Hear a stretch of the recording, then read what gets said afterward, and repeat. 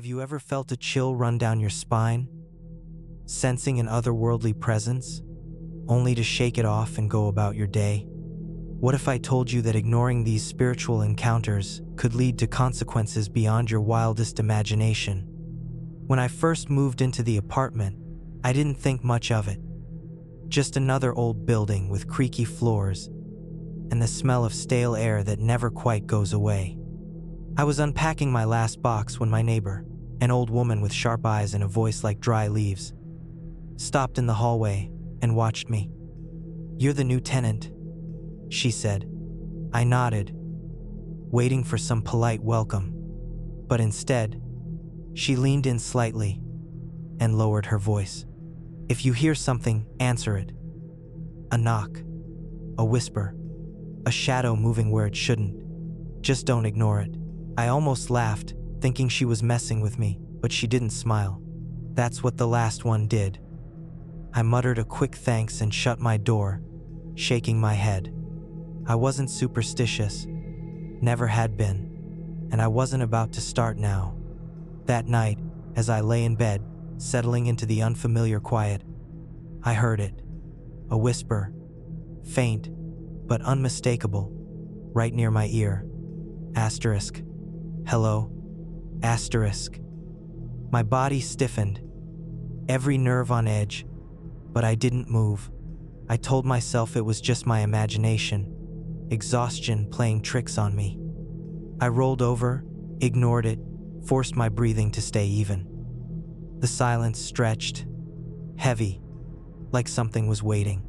The air in the room felt different, thicker, colder. Then my blanket shifted, just slightly, as if someone had touched it. My skin prickled, but I kept my eyes shut, refusing to react. If I didn't acknowledge it, it wasn't real.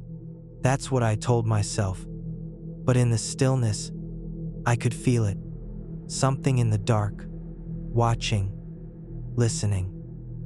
And I had the sickening sense that ignoring it had been a mistake. At first, I convinced myself that nothing was wrong.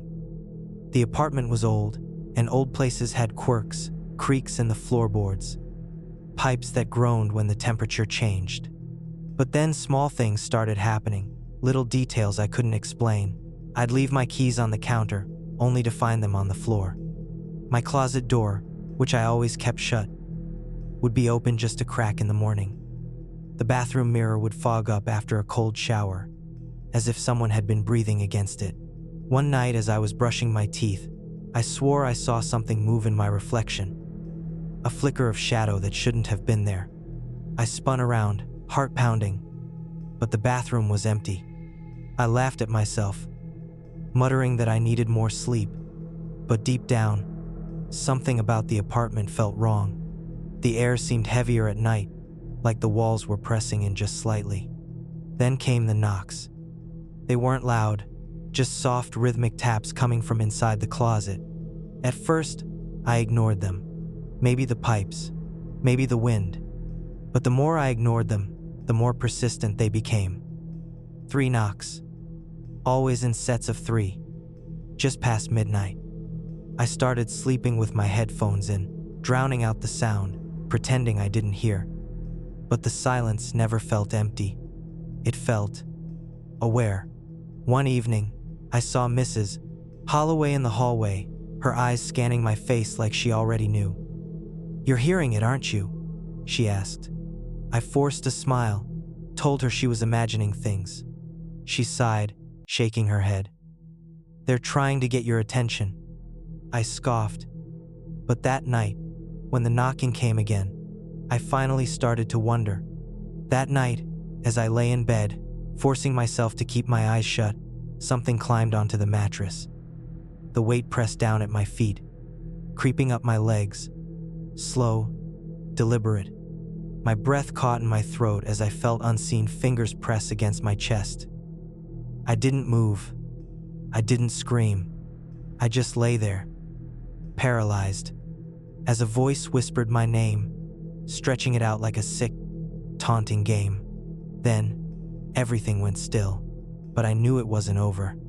I woke up gasping, my chest tight, my body drenched in cold sweat.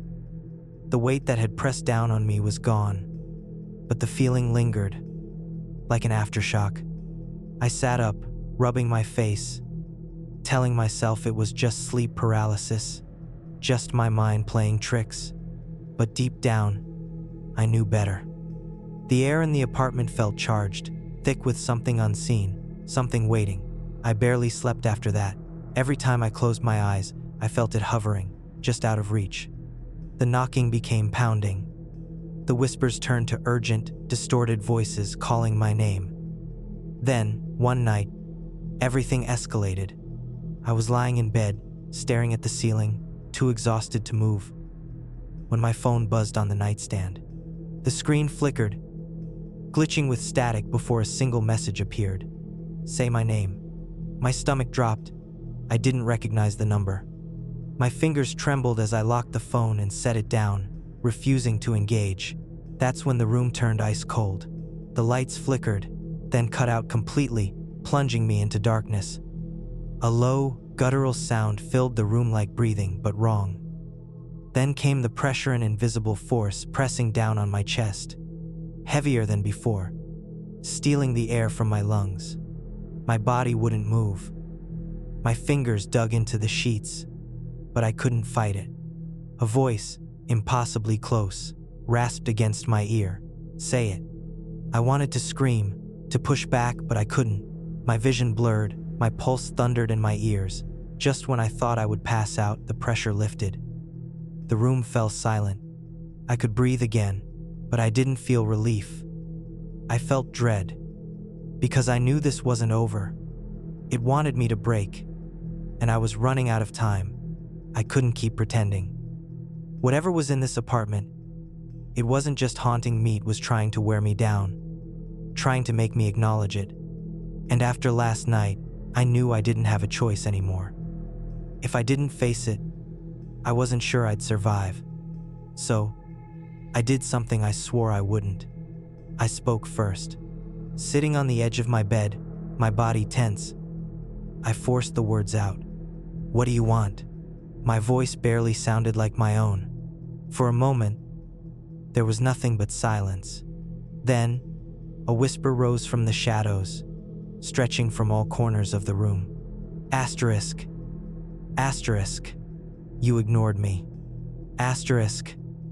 The air thickened, the walls groaned, my reflection in the dark screen of my television warped, shifting into something wrong, my face but not mine. Its mouth moved, forming words before I could hear them.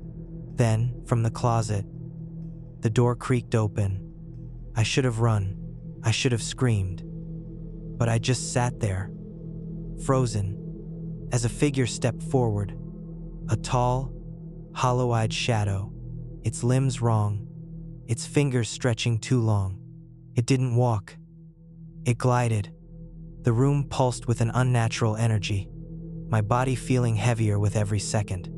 Then, the truth came. I was forgotten, erased. You are, too. The breath left my lungs. I shook my head, denying it, but deep down, something in me knew. My phone had no missed calls. My messages were empty. No one had reached out. No one remembered me. I had ignored it. And now, the world was starting to ignore me. I didn't want to believe it. I grabbed my phone, scrolling through my contacts, but every name was gone. My call log, empty. My messages, blank. Panic clawed at my chest as I opened my emails, my social media, anything. It was like I had never existed. My hands shook as I called the one number I could remember. It rang once, twice. Then, "This number is not in service." Asterisk, asterisk. My breath hitched. I tried another, and another. Every time, the same result. I staggered back, my reflection catching my eye. I turned toward the bathroom mirror, and my stomach dropped. My face was fading, the edges of my features blurred, my skin growing colorless, like ink dissolving in water. "No," I whispered, my voice cracking. From the darkened corners of the room, the whispering returned. Dozens of voices overlapping, some pleading, some laughing. Asterisk, asterisk. You hear us now. You see us. You are one of us. Asterisk, asterisk. The realization hit me like a cold, crushing wave. I had ignored it for too long, and now I was becoming it. I stumbled toward the door, yanking at the knob, but it wouldn't turn. The apartment stretched, warped, the walls seeming further away, the air thick like molasses. My breath came in short, desperate gasps. I pounded on the door. Help! Someone help me! But my voice sounded distant, weaker, like it was already slipping away. Then, from outside, I heard footsteps. A knock. A voice soft, unfamiliar. Hello? The door creaked open. A new tenant. A new occupant who wouldn't hear me, wouldn't see me. I reached out, screaming, but no sound came, because I was no longer there. Some things demand to be heard. Some presences refuse to be ignored.